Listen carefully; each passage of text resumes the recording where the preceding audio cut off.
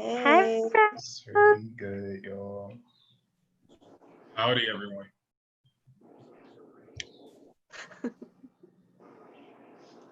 oh man, it's been a crazy couple of days for me. Um,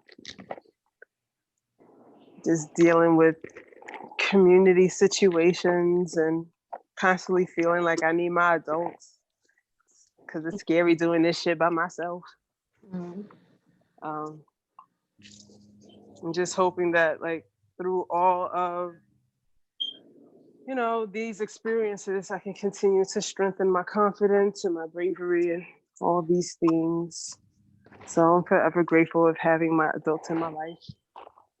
For a while, I didn't feel that way because I had an issue with people who were older than me who just tossed that in my face. But now I'm very appreciative of the adults in my life. Thank y'all.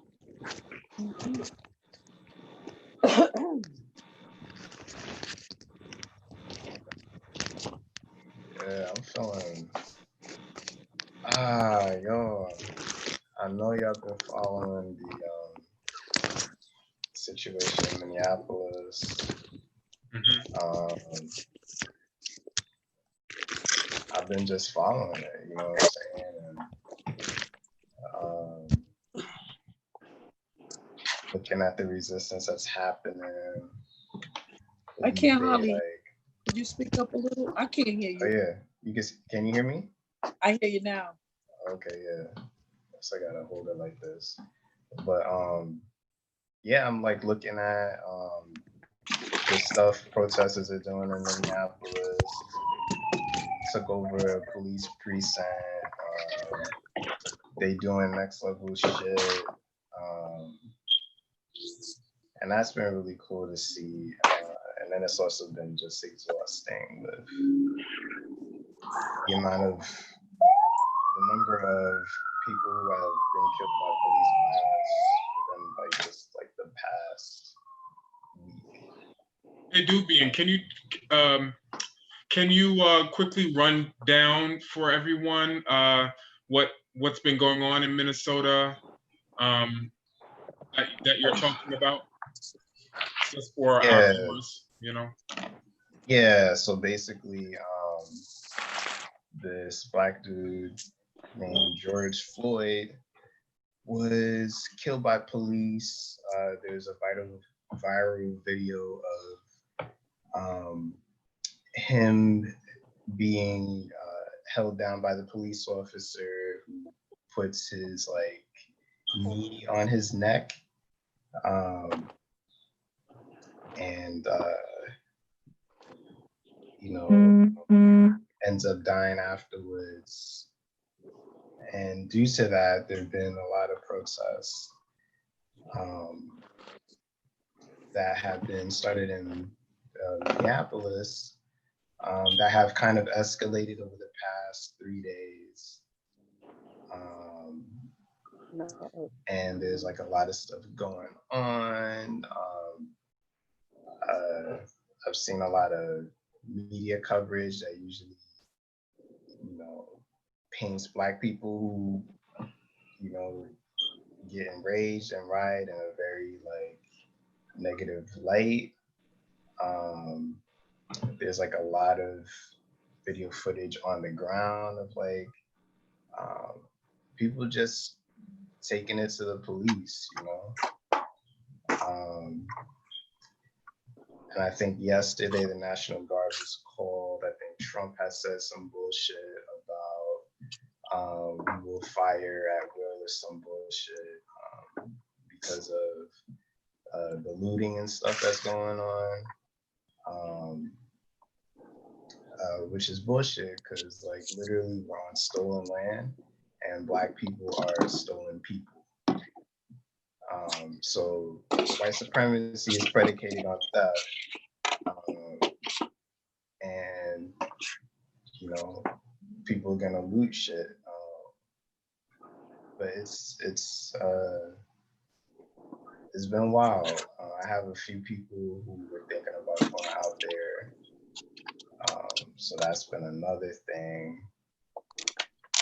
And just tensions and emotions are really high in the Black community right now.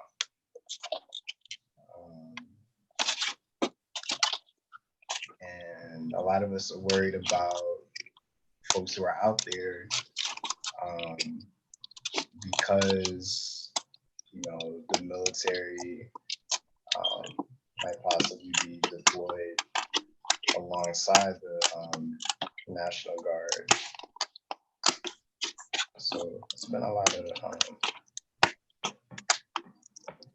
shit.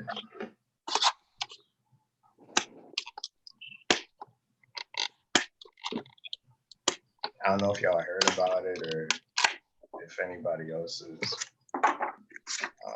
following it at all. I have. I heard about it. Yeah, I heard about it definitely. I haven't been following it as closely as you know, like the reports that have been coming out afterwards.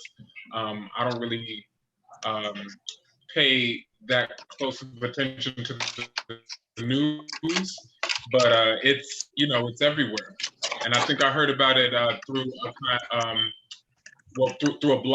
vlogger who was talking about that incident and the incident that happened to that man in Central Park who had the police called on him by this woman, Amy Cooper, her name, because he asked her to put her dog on the leash. Her dog was sort of just kind of off a leash in Central Park, and of course, through ordinance of Central Park, you cannot walk your dog without a leash being on. And so I mean, you saw the kind of expose, if anybody saw it, with her getting on the phone and heightening the situation, utilizing a kind of old trope: white woman in trouble, Black man is the aggressor, police come quick. You know? So this vlogger was talking about those two incidents simultaneously. And he was speaking about it with the same level of rage that I think many of us share.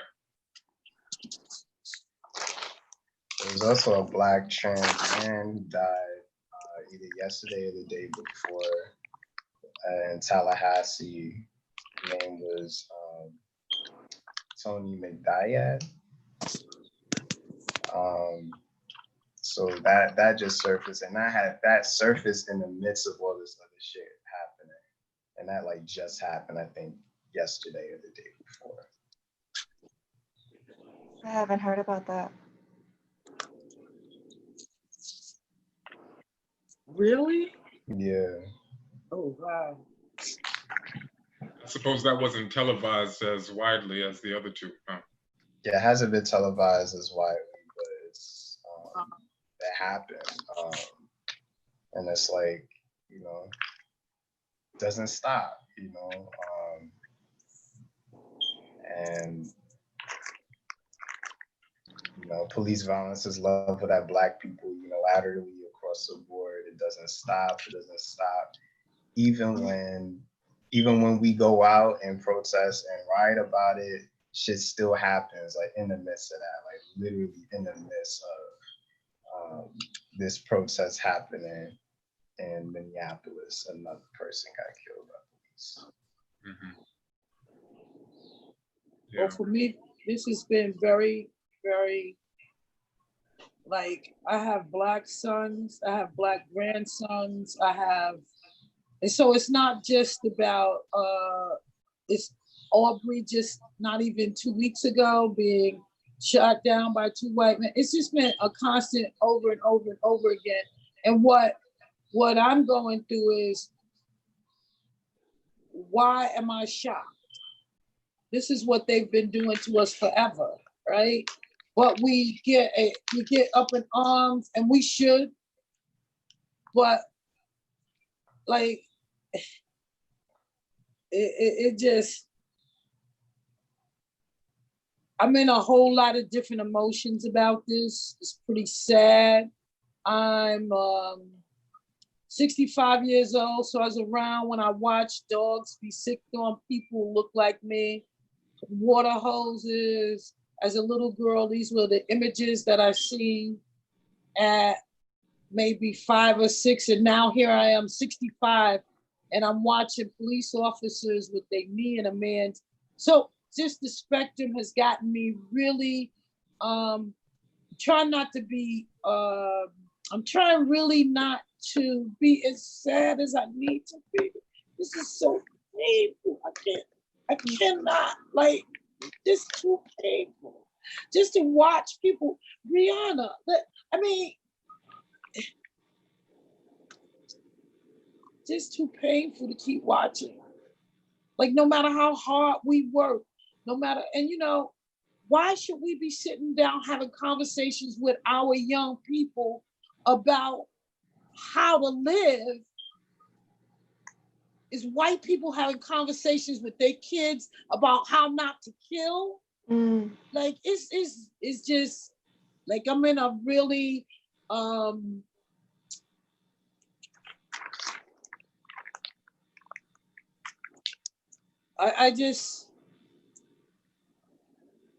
I'm just not hopeless.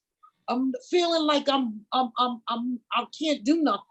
Like, I'm like, I want to get on. I want to be in. I want to be out there, and I'm just feeling really pain and a lot of pain, and I feel like I'm not. It's nowhere where I can really, you know. It's just too painful for me. Very painful. As a woman who's watched this, how they lynch us in all kinds of ways, drugs in our community, all kinds of ways. Like, anyway, you know, at first I decided I don't have the energy for this chilling chat. I didn't throw my wig on until 2 minutes ago to get on here because I felt like you can't let down these young people. Like, not that my word is the word, but I know I'm supposed to be here. Maybe this will help me. I don't know if this will help me. I'm really sad, and maybe being in the room with people that I know love me will help me energize again. Thank you.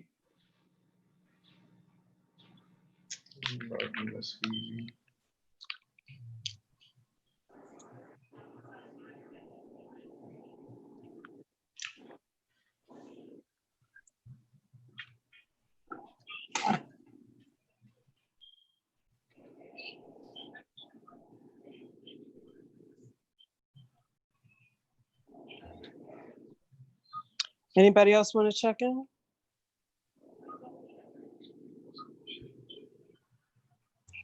Hey, I was everybody. still- Can you hear me good? Can everybody Yeah. hear me well?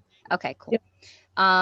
Yeah, checking in definitely has been the last, few weeks there's been a lot of energy. Um, just in like coming from all over the place for me on a both like personal, social, spiritual kind of end. So it's been, yeah, pretty overwhelming. And just trying to find ways to like keep finding that balance so that we could, continue to be present.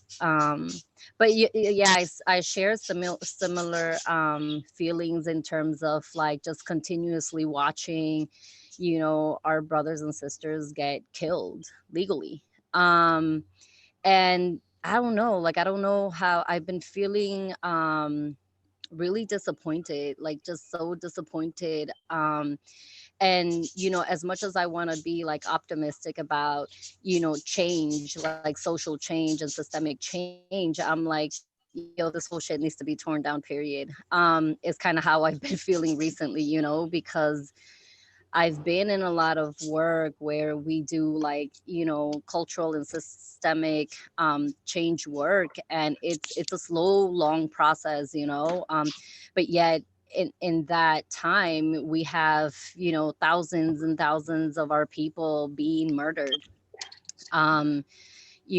violated, and that includes like on a psychological level, you know, just thinking about yeah, how our minds are, you know, imprisoned to a certain extent.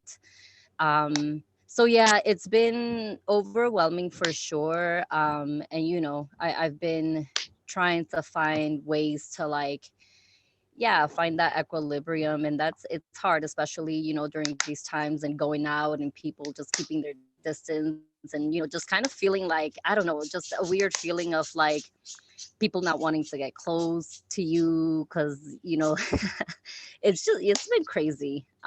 It's been really, really crazy. But yeah, I'm here. This is where I need to be with you all. And yeah, that's my check-in.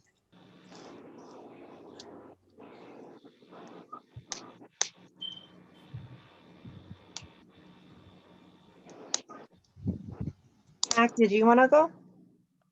Oh, I just thought that maybe we could do a little bit of a moment of silence for that Minnesota man and the trans George person, Floyd. George Floyd. George Floyd. Which And also, what's the name of the trans person that was also Tony McDowell. okay? Also Breonna Taylor. or Aubrey. Ahmaud Aubrey.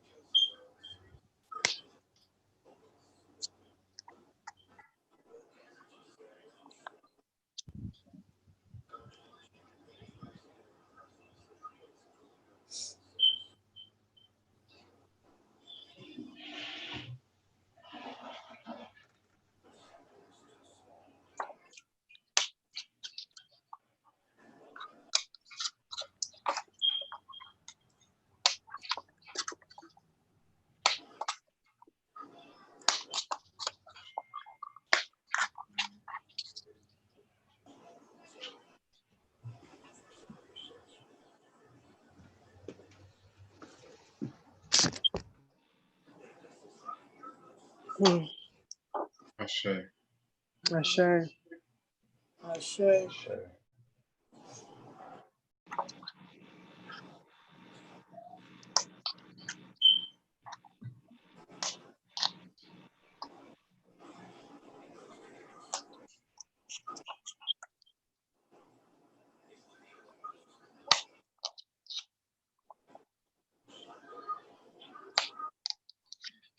Sarah, did you want to do a check-in? Um, sure. Um, I think I'm feeling similarly to like we can just feel the weight of like I think where everybody is today. Um, and yeah, I think as Miss Phoebe was sharing, I think what I was thinking about kind of ties into like the, you know, what we wanted to talk about today, like solidarity. And I think as I keep watching these stories, these truths of what's happening to the Black community, what's been happening to the Black community, I'm questioning for myself, you know, like how do I show up for the Black community? How do I show up for my Black friends? So maybe we could open that conversation up in terms of solidarity.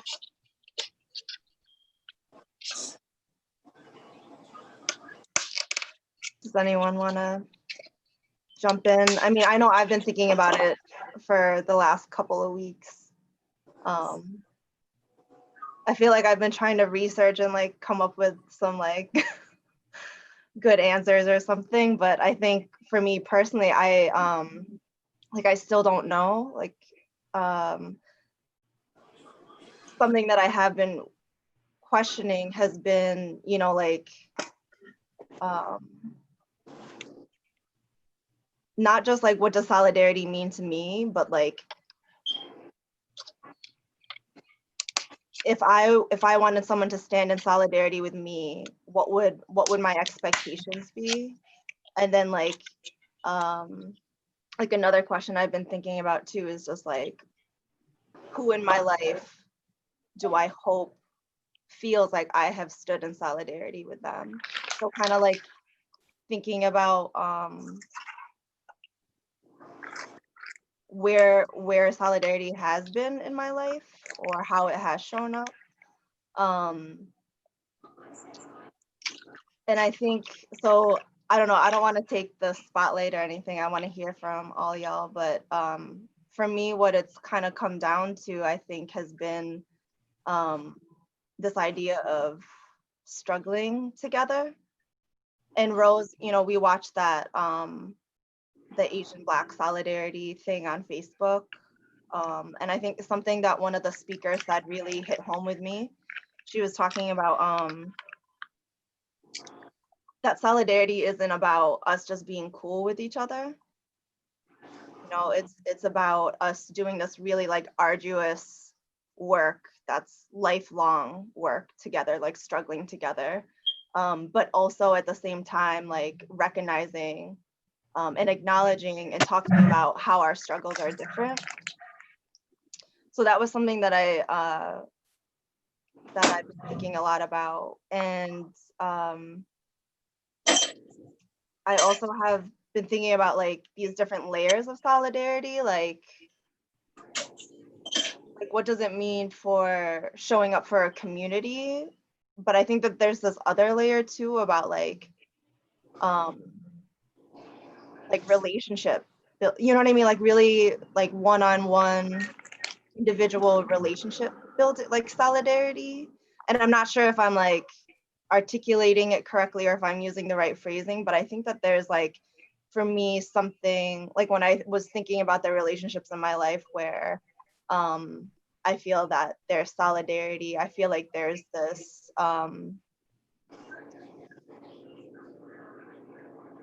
like mutual care for each other, like just giving a fuck about each other and giving a fuck about each other's like well-being, you know. But then I feel like there's this other element of like transformation, like spirit, like doing like the hard work on ourselves, you know what I mean, like the spiritual work, like to become like a better, like, yeah, working on being like a better people together. For me, I think we had this person come to Ithaca named Esther, and she came from Uniontown, Alabama. And people at the end of her presentation, people just kept asking like what they can do for her. And throughout her whole presentation, all she kept saying was like she wants folks to be a witness, you know, to the atrocities that she goes through and stuff like that, to just to be present, you know, in her life at this moment. And for folks to still ask like, how do I stand in solidarity, is just like not being able to hear the need of the person. And for me, like, I don't only want to stand in solidarity with someone only in the times of struggle. I want to be able to stand in solidarity in order to celebrate, you know, cultural aspects of a person, in order to exchange like information, knowledge, stories, just all of these things that goes along with what it means to build that community, to build that relationship, and to be there for someone, to be there for a cause that may not personally impact you, but you know that it is an issue that needs to be addressed. I think for me, first, what I needed to do was acknowledge that anybody oppressed is the same, is affecting me too. It's not like it don't affect us all. Like, you know, I believe being there in the times when they need the support, but also being there when they don't need the support.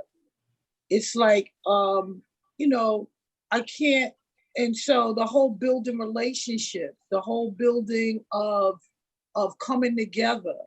I can't, you know, I can't be vested in somebody if I don't really know them and have broke bread with them and have been a part of their struggle. And we are all each other's struggle, right? So when I look at it, and I think I talked about this once before of understanding. So I've been in a community who have more meetings than a little bit, all right? And how do I show up to them all is what I've been trying to do, right? And be present and know when to step up, when to step back, right? So if I'm supporting an Asian community, then I need to take the message from them of what they need me to do. They need me to stand there and just be supportive. Of course, we do need that. But what else do you need me to do? So we need each of these different struggles to let us know what they need us to do. You know, for me, yeah.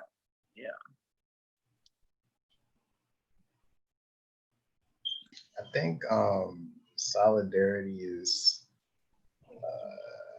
so complicated, especially in the spaces I'm in, like right now, like in this like for instance, a white person had hit me up via messenger. It was just like, hey, you know, everything that's going on, let me know what I can do to help, you know. And it's like in times of struggle,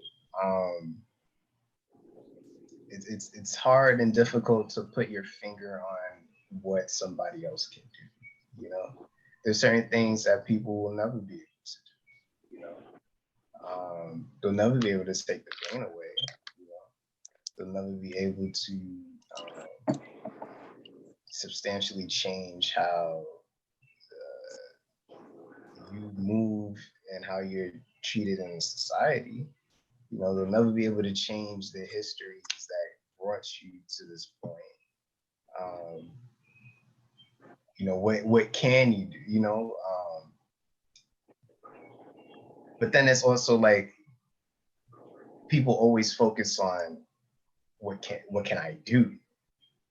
But I believe that action is predicated on motivation and interests. You might have a shared interest in alleviating my pain, but do you have a shared interest in destroying the system, for instance? Like, for instance, how can I be in solidarity with Indigenous people if I don't recognize that the United States is a settler colonial territory and needs to be destroyed? How could somebody else be in solidarity with me if they don't realize that anti-Blackness and racism is something that the whole of the West and white, I think Fabina's gonna come back, but how can somebody be in solidarity with me, you know, if they don't realize that white supremacy, anti-Blackness is the foundation of the modern world? How can somebody be in solidarity with me if they don't realize and are committed to abolishing the police? Because the police are always going to be an anti-Black antagonism. I'm always going to be in danger so long as the police still exist. The police are literally outgrowth of the slave patrols. Like, you know, like the police have always been anti-Black. They cannot not be anti-Black. So if you are pro-police you're not in solidarity with me. And that's actually, doesn't matter if you are, doesn't matter if you are Asian, white, or black.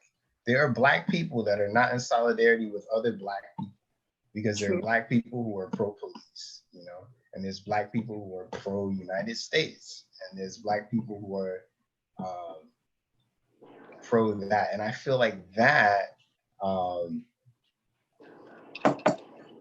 I feel like what you know and what you believe follows in what you do.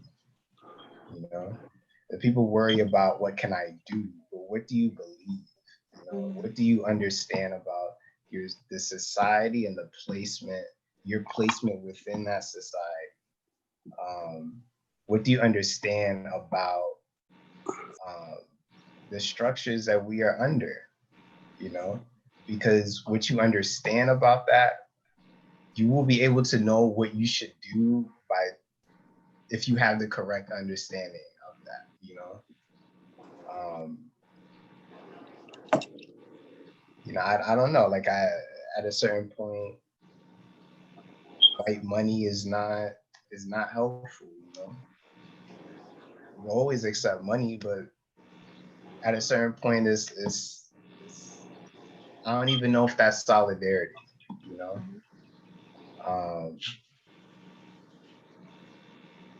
It's so convoluted, you know, and I don't know, but it's about what you believe, you know what I'm saying? Like think about the society that we live in, think about the structures that we are under, and then think about what you should do. Like what should you do, like based on our context, you know? You should be able to decide that for yourself after knowing and realizing the structures that are in place. Thank you.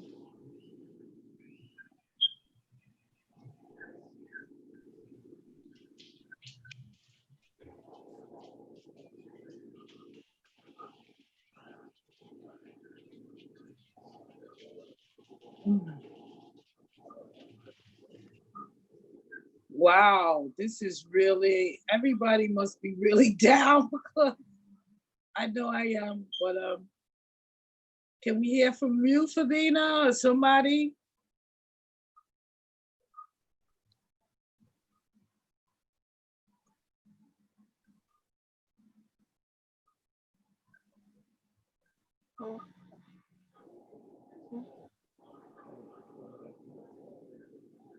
We having technical difficulties. So our conversation is on solidarity and I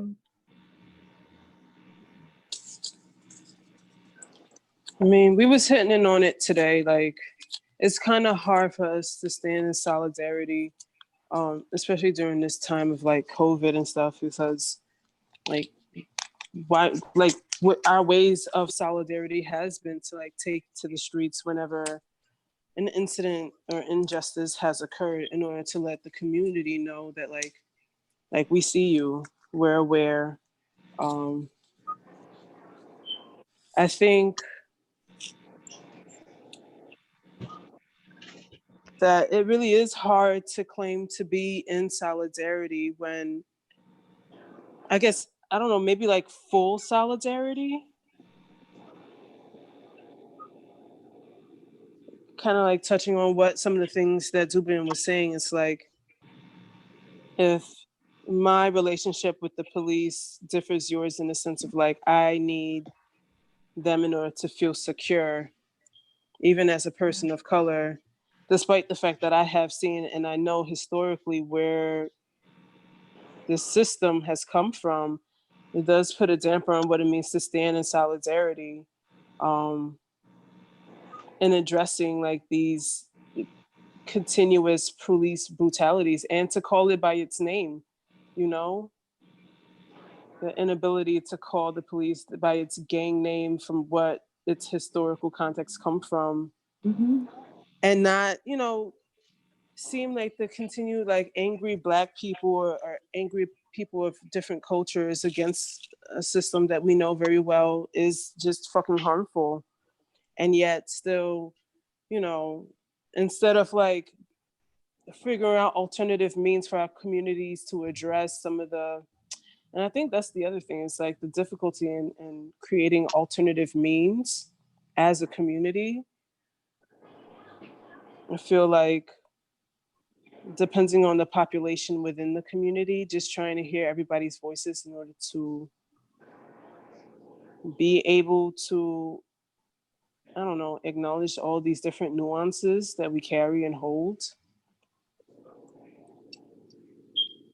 Just like having to deal or having to live near somebody who has like Blue Lives Matter sign on one side, vote for Trump across the street, you know, all of these other things, and it all differs from your ideals. It's hard to ask your community then to stand in solidarity with you when you're facing a lot of these injustices.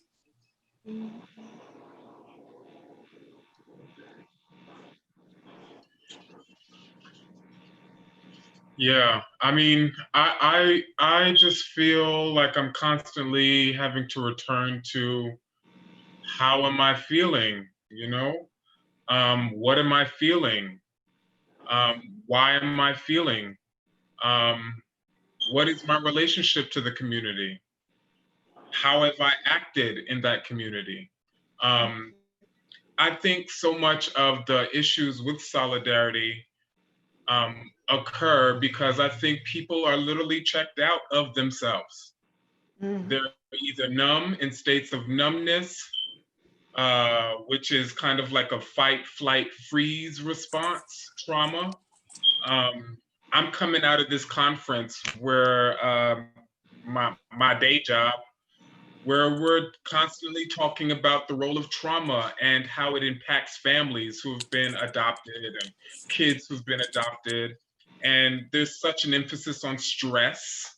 I think people are stressed out, especially the Black community, particularly the Black community, particularly communities of color. And I was just saying, you know, when you're stressed out, it distorts your thinking. It distorts how you are able to perceive your reality, and it also minimizes your ability to remember details, facts. And so I just think that we're caught in a profound traumatized state as a nation. And I think when you are not um, doing the work to uh, um, flesh out the nature of that trauma, you can't really be in solidarity. You know, like because you're not present even within your own body, within your own self. I think that even with a certain amount of presence, you can act because you know there was something interesting about that case with that man who was who had the police called on him by Amy Cooper. The reason why we got her name was because there were two white, I guess park goers, I'm not sure, who made it their issue to put a name to this woman. You know, like how many times do we hear about these white folks, unenlightened white folks, who call the cops but their name isn't displayed, or a police officer that brutalizes but their name isn't displayed.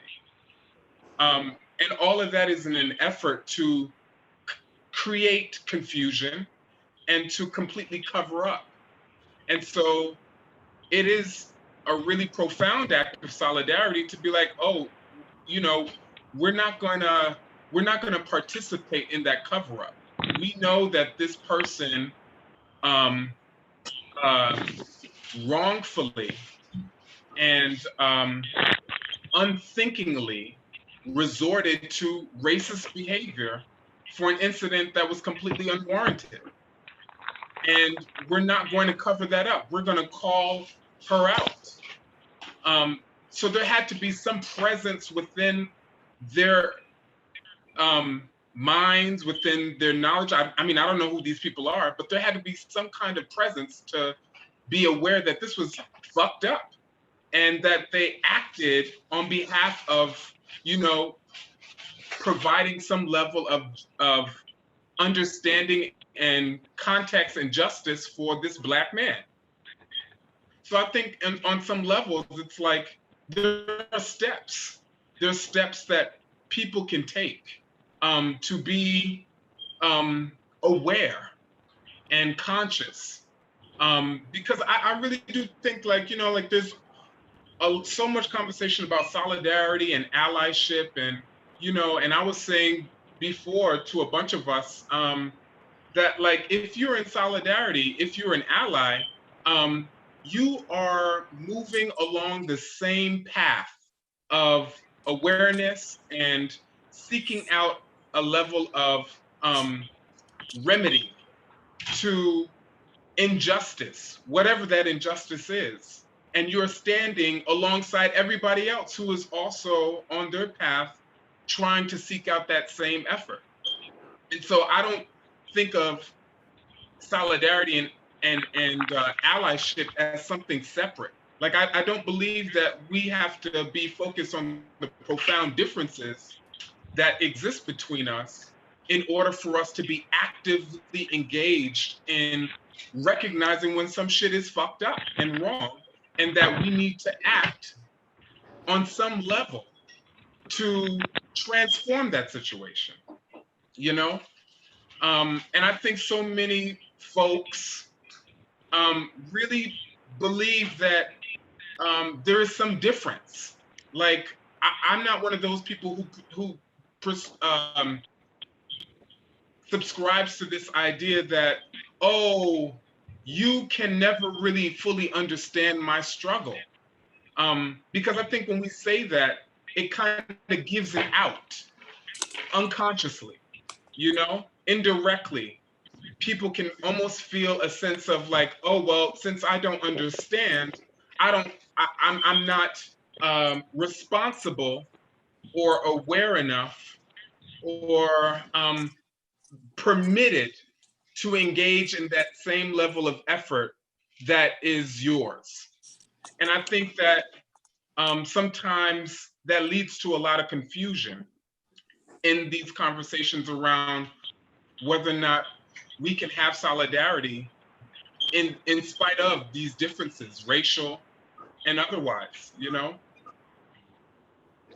Well, for me, I think what has been happening for me is, and it goes a little along with what Dubian has been talking about, is even if we have solidarity and we have a lot allyship, if we still have the same system, what, you know, if we're not talking about getting rid of the system that we have, then what good is it? Because what keeps coming to me is, just like the Cooper woman, just like the police officers, this system protects them.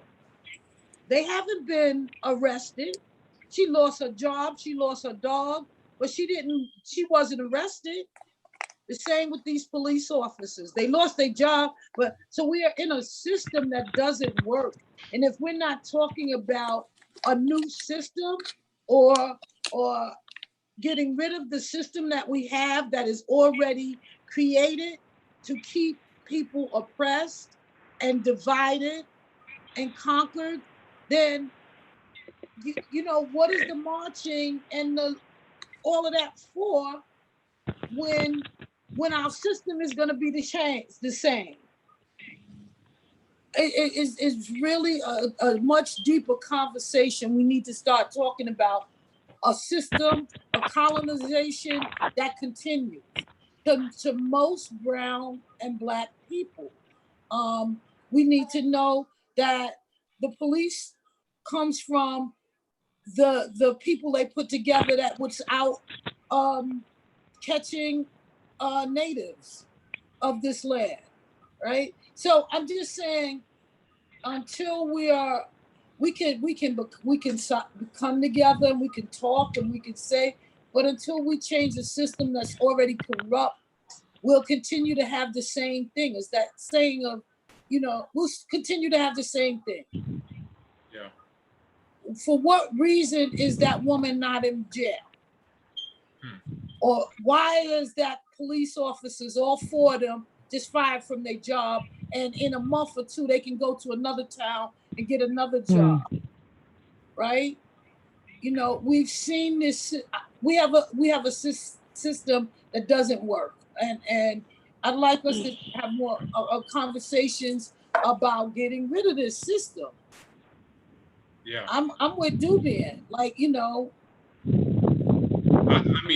agree. I agree.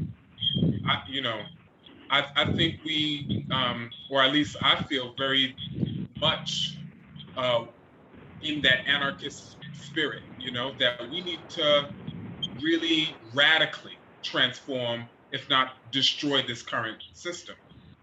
And yet I find that there are steps that lead us in the direction of understanding how profoundly dysfunctional this system is, and so I suppose part of what I was talking about a little earlier was how do we provide those steps?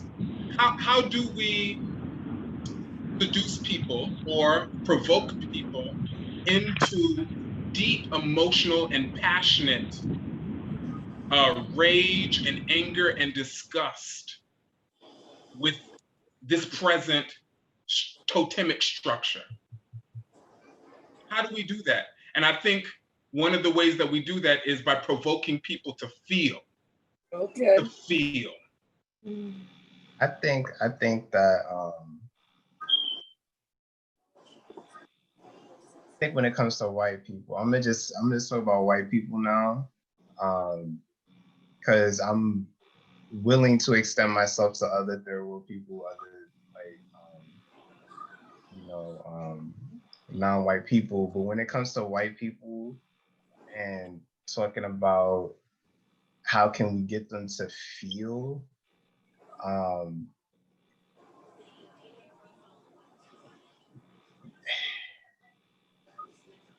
I realized like a little bit ago that I can never get a white person to willfully divest from whiteness, which is essentially what it would take in order to be in solidarity with me.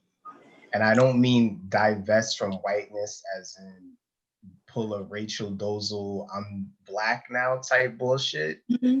I'm talking about like really look at yourself and your selfhood, yourself in your personhood, which has been predicated on oppression and exploitation of Black people, of indigenous folks, centuries of colonization, and look at these structures that prop up that selfhood, which we call whiteness, but is really a construction. It's a construction and a condition and a social position, and divest from that,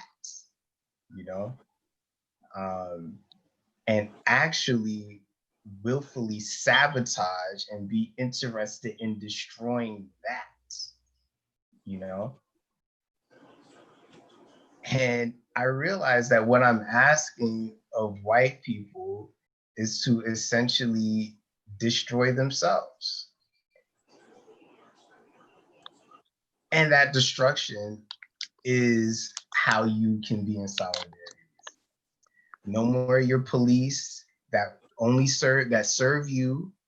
No more of your institutions, your economy that serves you, the land that you stole that serves you, all of these systems that are in place that serve you.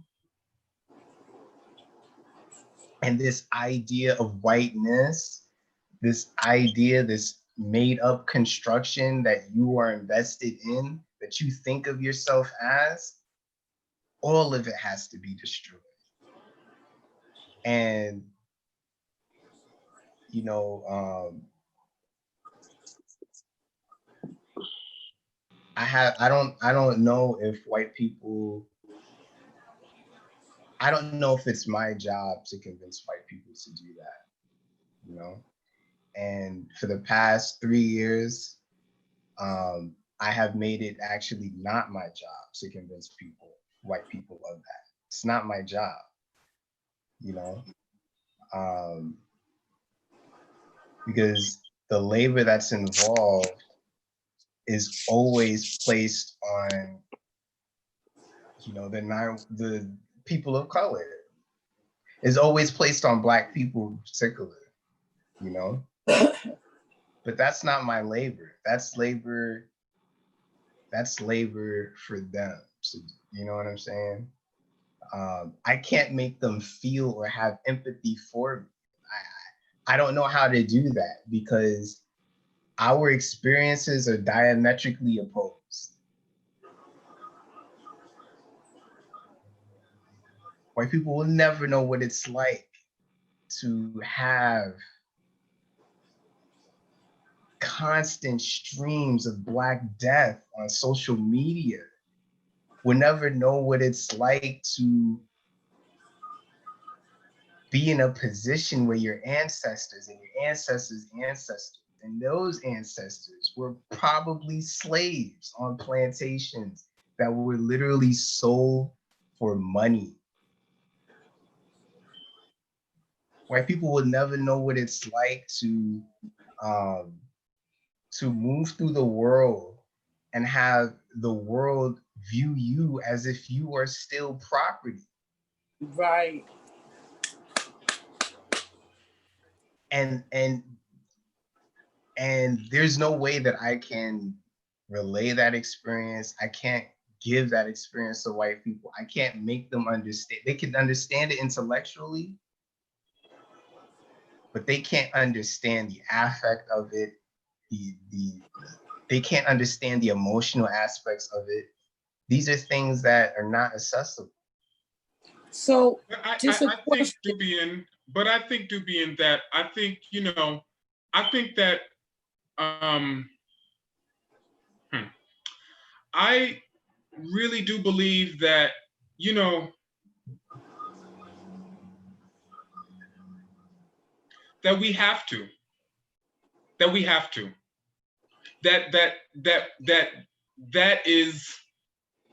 is the protracted work.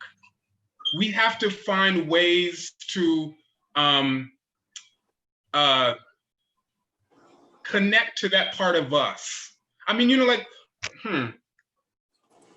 I know within certain kinds of feminist circles that there are a lot of women who say the same thing about men. That men will never understand the degrees of sexist, patriarchal behavior that has historically been wrought on their bodies, on their minds, on their spiritual and cultural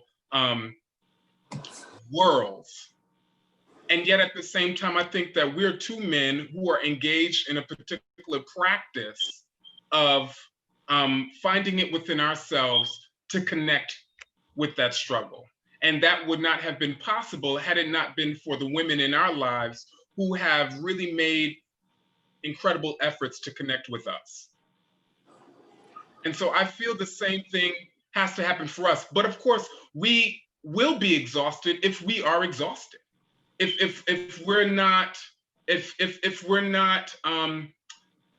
doing the repetition, doing the kind of disciplining work within ourselves, because it is tough. It is fucking hard.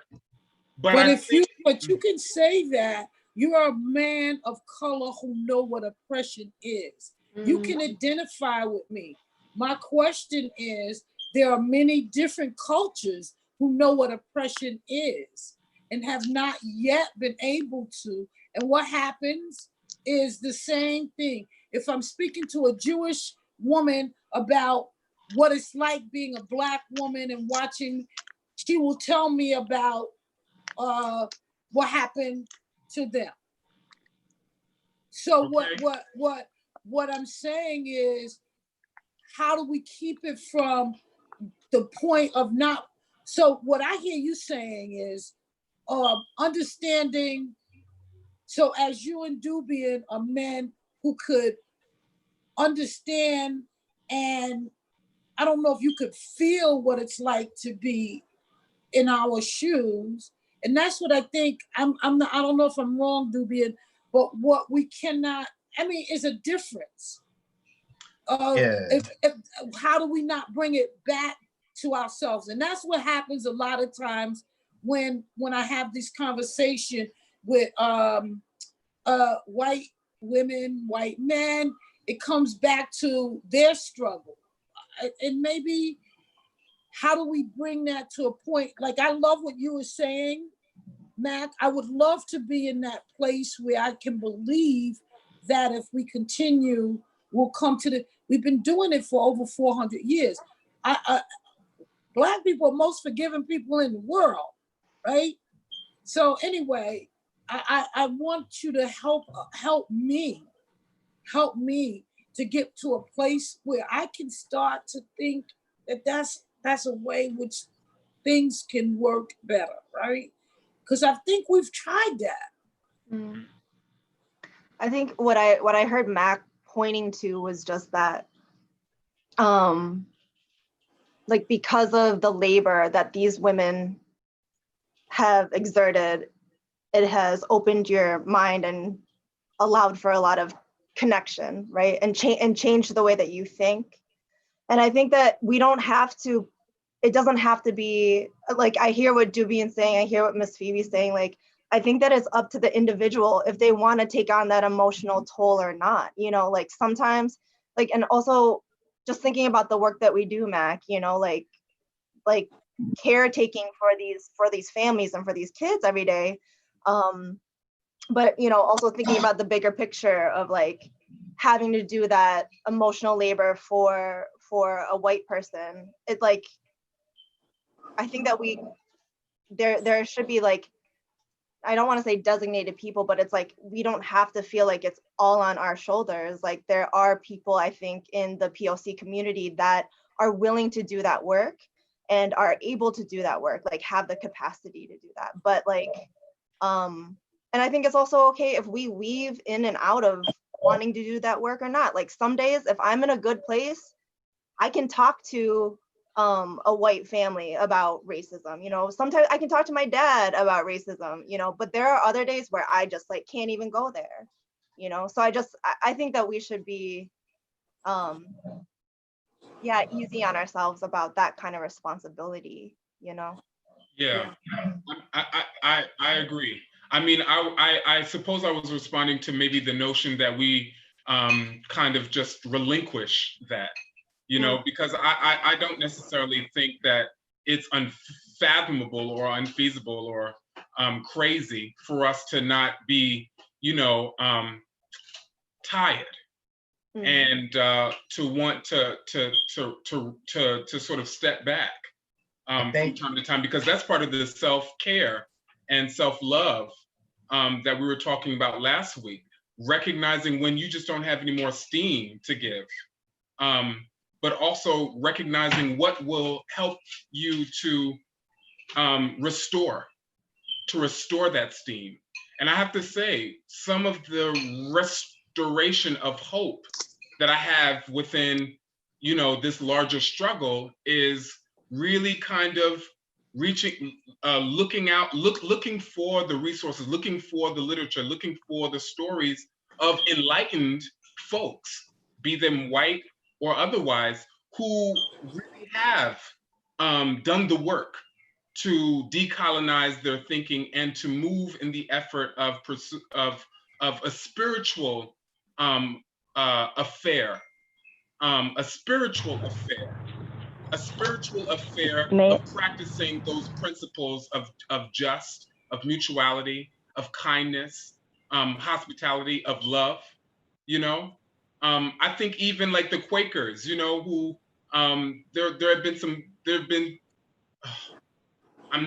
I'm forgetting the name of these two folks who really asked themselves the question of whether or not they could still hold on to their faith and yet still enslave people of color, Black people, because they saw that what they were practicing in their spiritual community was completely at odds with what they were practicing in the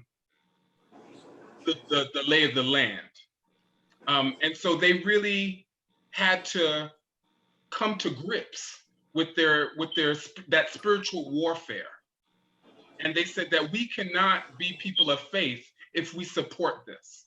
And I think that there are dozens and dozens of other stories like that that I think help us to restore our sense of a shared humanity, even if that humanity is different in all of these different ways, in these ways.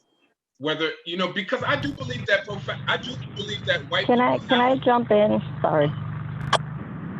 I'm just noticing who's sharing the airtime and who's not. Say that again. I just wanna share who's. I want to share the airtime. But finish your thought, Mac. Okay,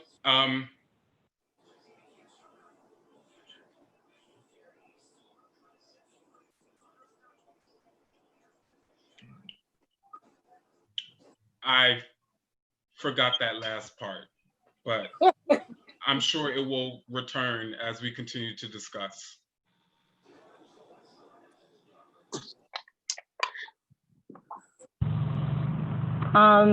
So I want to say a couple of things. I've been listening to a lot, and I've also been cutting off in and out. So y'all can't see me, but still technical problems. But I wanted to just, wow, there's so much that has been going through my mind as I'm hearing all of you speak. And I kind of want to take it a little bit back to, you know, Miss Phoebe starting with, you know, just like an overwhelming feeling of like, damn, like, you know, I've lived through some direct and indirect and all forms of, you know, violence throughout my life, and nothing has changed. And also just this feeling of, you know, like, is it gonna change? Like, am I gonna live to see change? And like, what is it that we're not doing that isn't causing change? And can everybody hear me? Yes. Yeah, we can hear you. Okay. And so I just, you know, I just want to remind everybody that as much as I feel like I believe, you know, that we have intergenerational trauma and we have internalized oppression and we have like, you know, everything stacked up, you know, against us that is, you know, in a big extent, like blocking us and trying to, you know, shift our direction, whatever you may call it.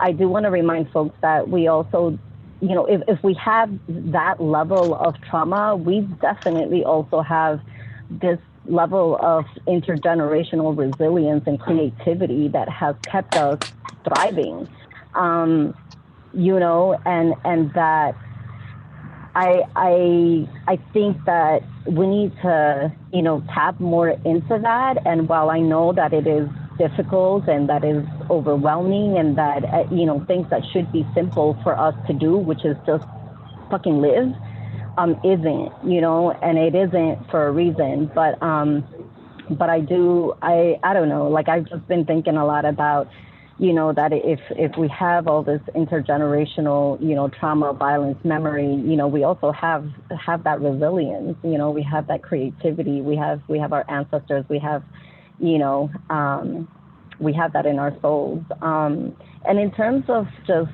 like, I've been thinking a lot about solidarity, and I remember, Rose, when we were making the t-shirts, like slogans for t-shirts, and one of the things that we were talking around the big topic was like reparations. And one of the things that we wrote down as a little like slogan for a t-shirt was like, fuck your false generosity, and it just made me think a lot about like solidarity in practice. From my experience, has been just people being generous. And that's really not what I believe, solidarity is. I don't want you to be generous to me, which goes then back to what Dubian was saying in terms of like, I think it's definitely tied to values. Like if we are not on the same page, and that doesn't mean we all need to agree and hold hands and sing together, but if we are not all on the same page, then yeah, we're all going to be, pulling in different directions, and that's not helpful. So I do believe that like having, core like values and principles is so important, why we don't, like so many reasons why we don't, and I think part of that is, our own definitions of like wealth and prosperity is like very different. When I think about the word wealth, like I don't really think about money, right? Although there's been many times in my life where I'm like, yeah, that's what wealth means, right? You have a whole bunch of money, these dollar bills, and you're good. And I think like culturally and on a, like social level, like we have been made to believe that there is such thing called the American dream. And that's specifically tied to wealth in a capitalist, like, like value system, and so here we are as people of color, Black and brown people who are fighting against, racism and all forms of oppression, but we're getting paid, we're getting money, we're getting this, we're getting grants, we're getting, you know what I mean? And that's all also tied. How is that not also tied to, the like perpetual oppression of our people? Like, so again, like how are we even participating in that? I know that's something we asked before. So yeah, so for me, I'm not about convincing white people anymore. I did feel at a certain point in my lifetime that like it's my responsibility to educate anybody and everybody that comes across my path, but I'm not about to convince. And what that makes me think a lot about is how dependent are we? How dependent is our liberation on white people? And while I do agree that we can research and, whatever, all these, white folks who did, good things, I'm that for me, it just makes me think a lot about how dependent is our liberation, on white people. Is it? Like, that's a real question, and I don't want my liberation to be dependent upon that. So I don't want to convince. I want to move them out of the way. I prefer to spend my time, like planting seeds with my Black and brown people, like reminding my Black and brown people that we have this intergenerational, resilience and creativity. And, that was developed throughout hundreds of years of struggle, but also like hundreds and thousands of years of actual like resilience and living life and knowing what that feels like, knowing what that smells like, so I think like, yeah, in terms of solidarity, I do think that it needs to be reciprocal, that it needs to be very like having like genuine acts of like reciprocity, whether it's not just showing up when somebody gets hurt, but like showing up when you're feeling love for somebody or when you're like thinking about somebody. But yeah, I thank you all for sharing everything. It's made me think a lot about, solidarity, but also just, again, looking into, what, not necessarily what are we doing wrong, but like what can we do to really, just do something different. You know, really, really do something different. Because if we don't try, then we won't know, right? Rather than kind of saying, well, this worked, and you know, some people did this back in the day, and I know you brought the Quakers, Mac, but like the Quakers were some of the folks who also did a lot of damage. Oh Yeah. yeah, You know, sure. when I'm you not think talking. a lot about Oh no, yeah, no, sure. but I'm just saying that like it's not it's for me it's like yeah, it's not so much about like I don't want to depend on white people and I don't want to continue to center white people when it comes to my liberation. Like that's I'm not interested in that. And that's not what I was trying And to going imply. back to no, no, no. I never said that you were trying to imply that. I'm just saying kind of where I'm at, just you know, thinking about what Julian was saying.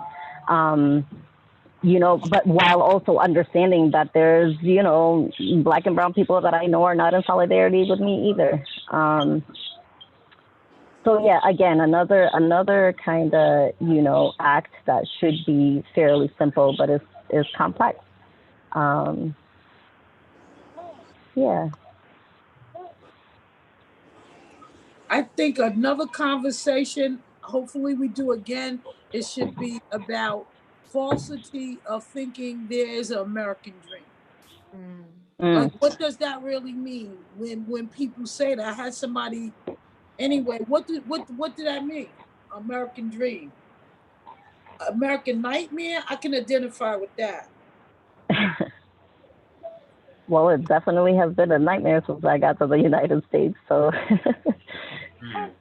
I think our liberation is not predicated on white people, like at all. You know, like at all.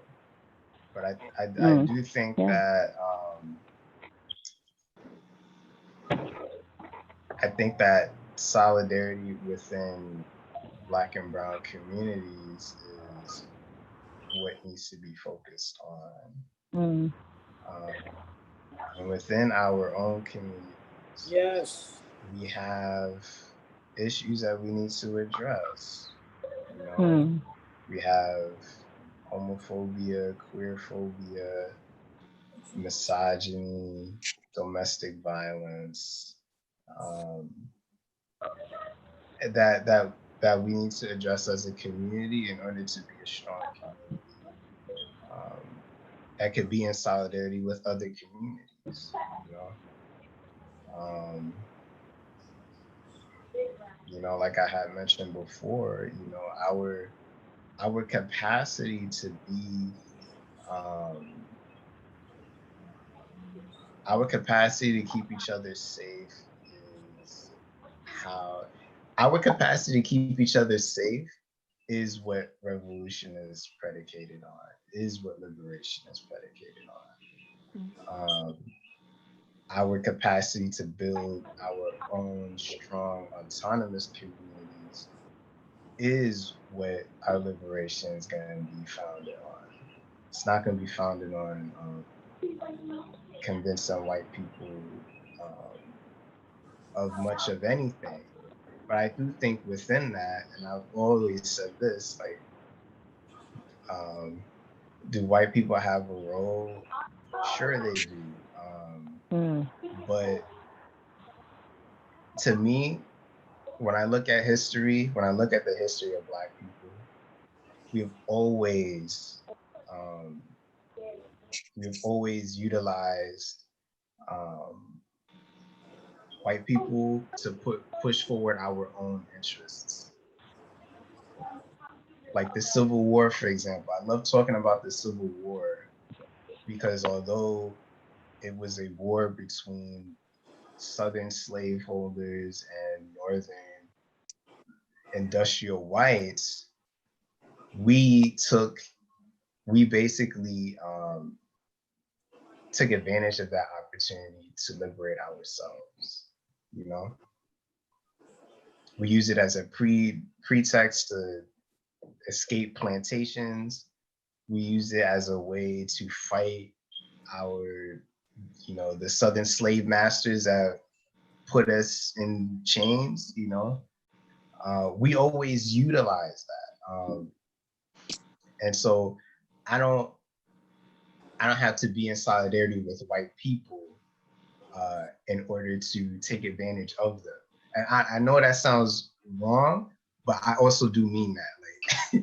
Like, I don't have to be in solidarity with white people in order to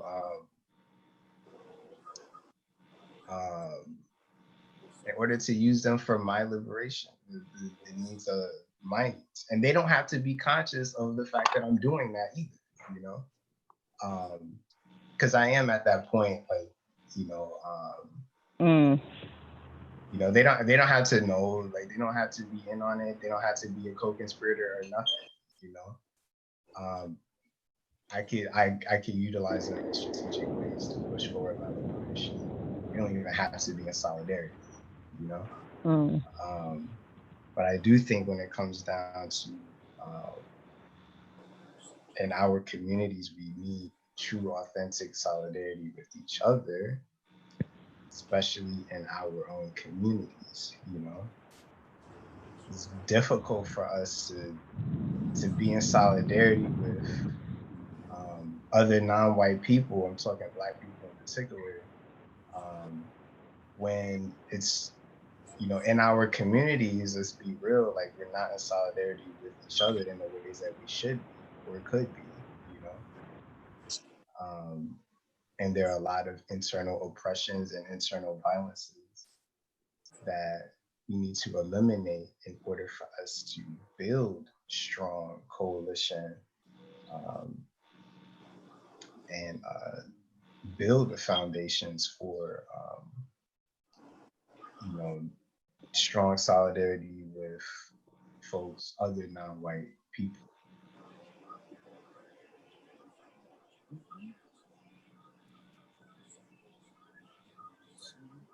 Yeah, I think that we can have a movement of us falling in love with ourselves. You know, of us valuing all that we have done in the name of love. I mean, Martin Luther King, Malcolm X, Betty Shabazz, you know, Assata Shakur, you know, all of these women and men, Black women, queer Black folks, you know, that have come before. We can have just a love fest and really get to know the depths of their lives. Because I think that that has been, for me at least, one of the ways in which I've come to love Black people and Blackness. And as I've done that, I've also come to love so many other people whose stories, you know, I've read, because there is a kind of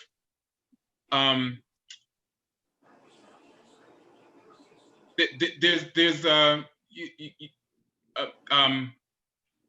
shared understanding for what it means to sort of struggle and live. I feel like I'm talking in circles right now, but I guess what I'm just putting out there is, like, we don't really have to talk about white people. We can talk about ourselves. We can talk about the wonderful things that we've established for ourselves, within ourselves. And that could be, you know, the revolution. But it's interesting because, you know, some of the things that I find is that, like, you know, back to Fabina's point, is like, you know, like, when we do center ourselves, when we do talk about ourselves, you know, why does it then become so difficult for those within our kind of social groups to receive that, you know, to hear that when we do center ourselves? You know, like, it's like, okay, if I start talking about all of the gay shit that I love and that I'm into, why is it that the straight people in my life have nothing to say? Why is, you know, like, or even the queer people in my life who really feel like, oh my God, you know, like, you're really going there. Like, I didn't know any of that stuff, you know, like, what is the threat when we really turn the lens onto ourselves and love ourselves and everything that we've done? And why don't we have enough of it? Where's that access? Where is that access to the artists, the Black artists, the Black thinkers, the Black folks within our community? One of the things that I love about this Chillin' Chat is that it is multi-generational. Miss Phoebe, as our elder, shows so much to me about that love of myself generational. You know, um, you know,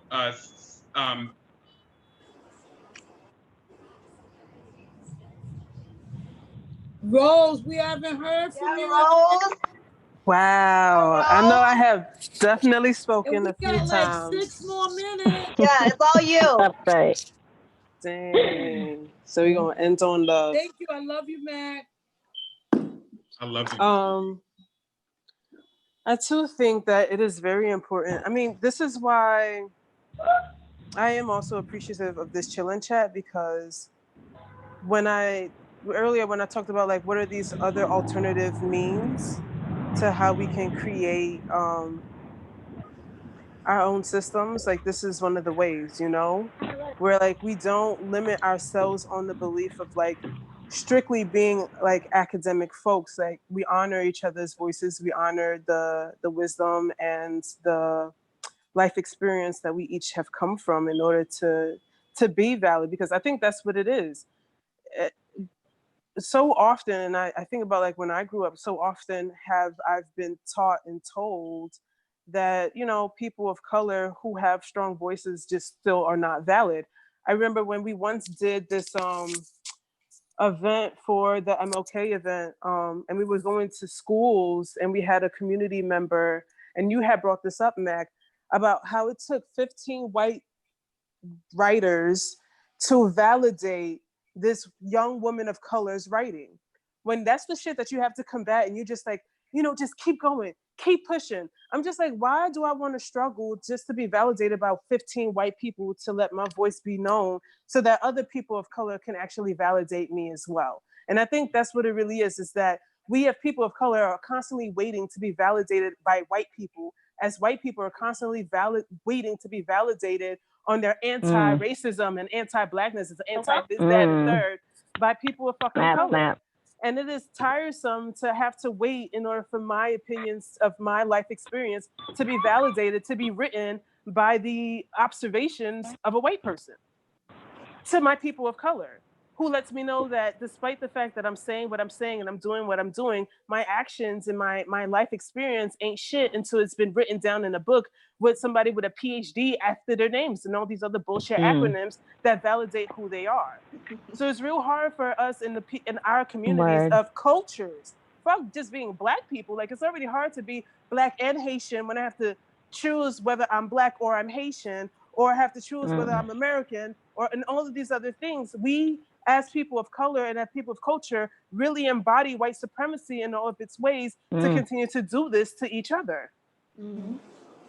And it's extremely fucking difficult to be like, I want to stand in solidarity with you, but like I knew that I needed to become a police officer, because if I wasn't a police officer in my neighborhood, what the fuck was I gonna do? So I can't stand side by side with you, because the gang that I'm a part of, this Blue Lives gang, will fucking murder me if I don't stand by their side. And I don't do the cruelty that I have been taught to do onto you in my community. It's hard to stand in solidarity with the multitude of communities when, especially during this pandemic, when we're told to quarantine and social distance and shit like that, and we got people dying at home by themselves. That's right. Not being checked on and being found only fucking days later. A lot of my relatives has died this way, not because they caught the COVID virus, but because they were told to stay their ass at home when they already had limited access to healthcare and shit like that, and just died. And somebody will eventually fucking find you. And no, we will not have our cultural ways of burying you and doing anything of our cultural ways. What we're going to do is just immediately put you in a box, put you 6 feet under, and be like, in memory to you. while doing this shit with love, while trying to exert ourselves to white people so that we can continue to validate them on their anti-racist, anti-blackness, anti-this, that, and the third behavior. Just so that they have racist tendencies, but they themselves are not racist. And then the discrimination that we as people of color and people of culture embody within that, and be afraid to name that shit within our own cultures, to name that queerness the way that we do, because we were taught to be fucking afraid and phobic against queerness. Right. Despite the fact that before Christopher Columbus, we don't know that history of who we were before 1942 or where the fuck he decided to get lost at. So our stories always begin during slavery. Who were we way before slavery? What were our crimes before fucking slavery? Because I ain't gonna pretend like we wasn't doing some fucked up shit before That's Europeans came and continued to amplify and teach us the ways of cruelty. Right. Who were we? What were we? What were we doing? Who were we fucking with? Because I refuse to believe that people were not like meshing between cultures way before explorers. We was already sailing waters. We were already in relationship with one another and between indigenous cultures in these various ways. And yet our stories that we tell our children, generations of 2020, does not ever fucking begin before Christopher Columbus got lost along his way. And then when we do tell those stories, it's still inadequate. It's hard for us to explore ourselves in our entireties in the cultures that we are. To be that angry when we see a police officer, whether that police officer was not a white police officer who decided to kneel his knee on a person of color's neck, would we still be as angry? Yes. I know I would still be as angry because I'm just like, what the fuck is you doing?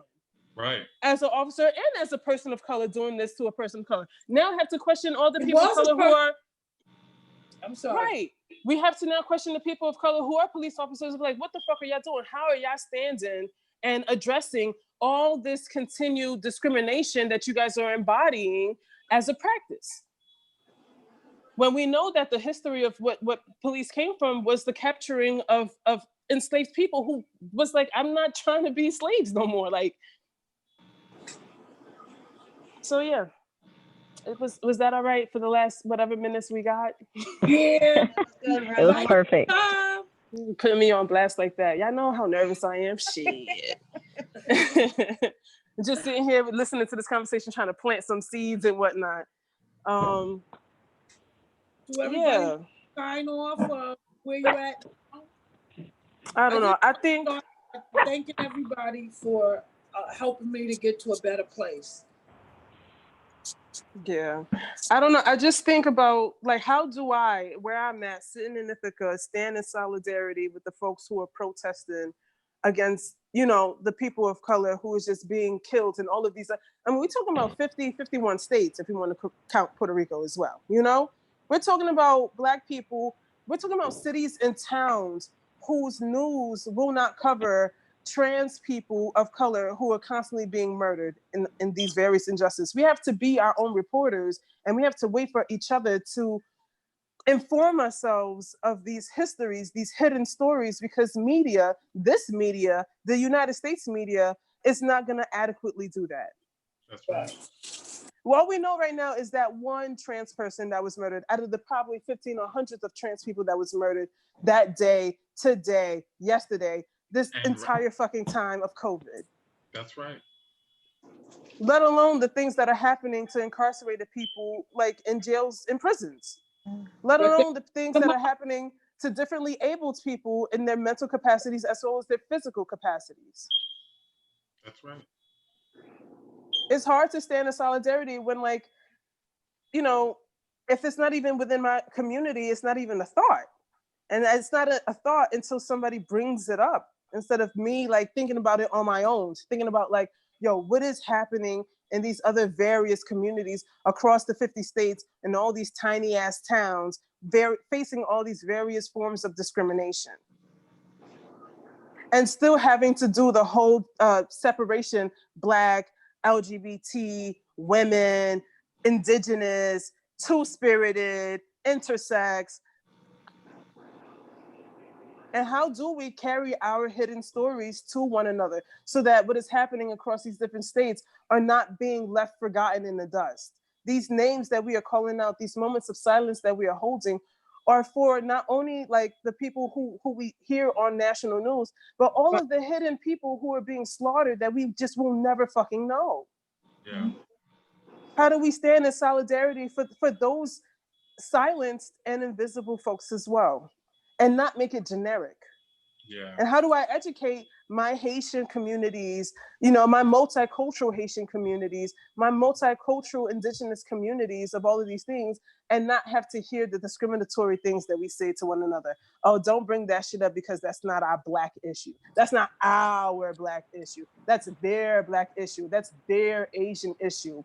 I'm thinking about just the melanated Asian people that are being discriminated against, who are also taught not to identify as Black because it has negative connotations.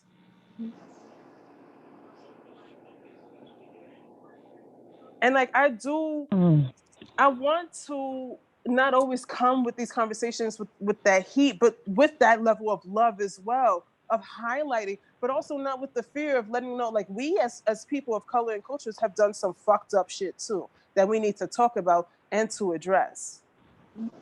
Like, how do we do that when folks aren't ready to listen to that? Oh, why are you talking about us as in this negative kind of way?